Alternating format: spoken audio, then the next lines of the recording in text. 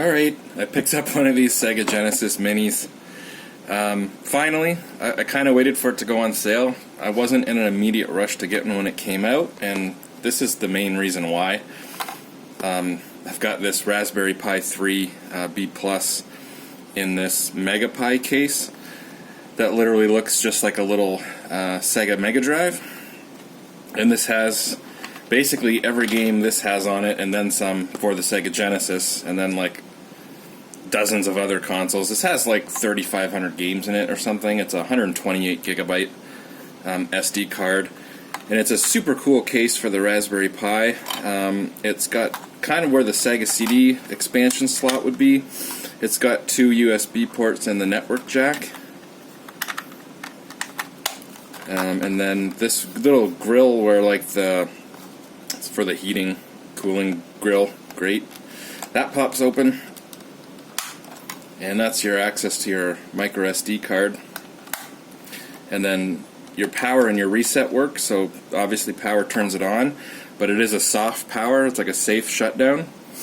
And the reset will bring up the menu. When you're in a game, it'll bring up the emulation menu, and if you hit it again, I think it exits the game. So it's an awesome case, and obviously it does everything this does. So like when this came out, I was like, oh, it's really cool and all, but I was not gonna buy it right away. I'm happy that this came out, and At Games didn't make it. Originally At Games was gonna make this, and they had a notorious reputation for making some pretty bad Genesis clones in the past. So eventually they said that At Games wasn't making it, and M2 was making it. So as you probably know, this has been out for a while. Most of you have seen reviews by now. It's a very good system. As far as these emulation systems go, it's up there with the best, and M2 did a great job with the emulation. But yeah, so it went on sale a few times. I think this is the third time at least in Canada that it's been on sale. And the first two times it was always sold out. It was on sale like literally last month, and not a single store that would have had it in stock. There's two Best Buys near me. There's Walmart. There's Staples, EB Games. No one had it. So it recently went on sale again just a few days ago, and both Best Buys near me had it this time.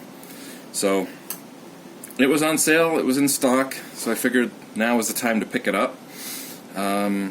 As a Sega collectible more than anything, but also for the controllers. Again, it doesn't do anything this can't do, but it does give me 3-button USB controllers, which I've never seen sold before. I have lots of 6-button USB controllers that I can use with this or with PC emulators.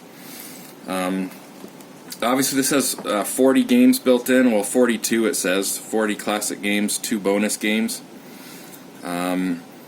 I think I own most of these games that I would want to play. I already own, like Earthworm Jim, Dynamite Headdy, I own Comic Zone, Gunstar Heroes, Streets of Rage 2, Sonic 1 and 2, Street Fighter 2 Champion Edition is on here, Castle of Illusion.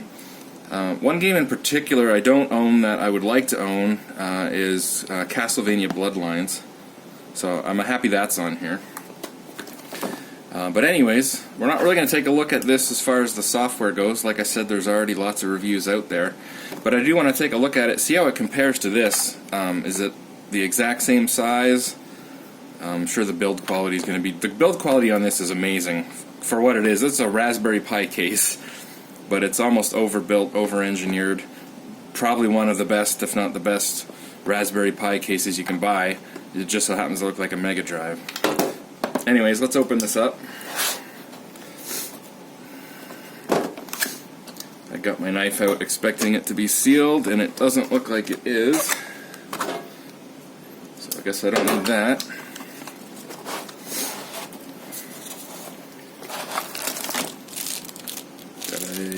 I'm assuming that's a micro USB.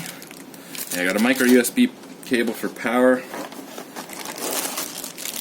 Got HDMI cable. Assuming it doesn't come with a power brick. You know, the Sony PlayStation Classic didn't. Oh, well, there you go, it does. So we got a little 5-volt power adapter. It's not branded Sega or anything fancy, but at least they included one, I guess. 2 3-button controllers. They're designed like the very original 3-button controllers had the red accents.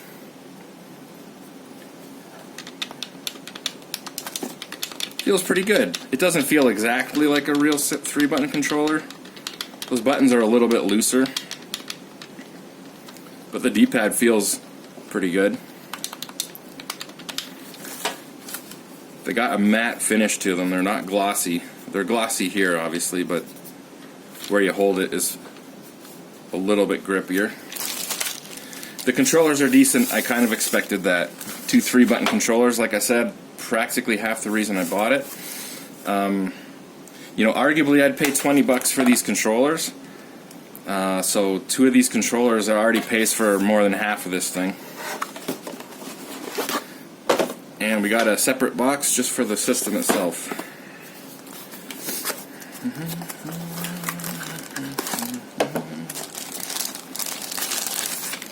Oh, nice.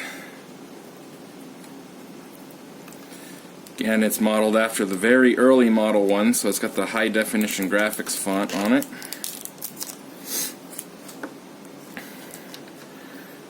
Obviously the volume slider doesn't do anything. There's no headphone jack.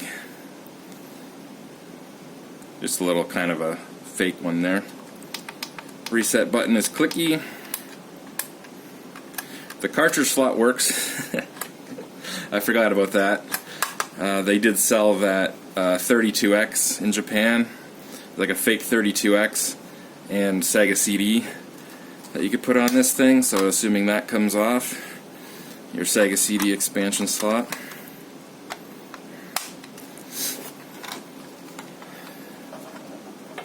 So that's a Raspberry Pi. It's a little bit bigger, actually. I was kind of expecting the other way around for some reason. I don't know why. I guess because I think this is big for a Raspberry Pi case, but it's still small for a mini console. So yeah, it's a bit bigger than the Raspberry Pi case. Plastic feels okay. Certainly nothing wrong with it. This feels a little bit higher quality, to be honest. The plastic feels a little bit nicer. It's also got a little more heft to it. This also has a fan in it. Oh, I forgot that opens up too. The volume slider for the headphone jack pops this open. It's just a little storage tray. I've got like an extra SD card in there. But yeah, it's modeled after a Mega Drive, like a Japanese Mega Drive. And obviously this is the North American Sega Genesis.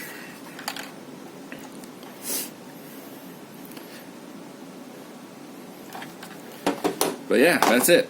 The Sega Genesis Mini. Like I said, most of you have already seen reviews and already know everything there is to know about it. As far as the mini console goes, they did a good job. The emulation and everything, it's up there with the best of them. So I already knew that. Again, pretty much just bought it for the fact to have it and to get the controllers.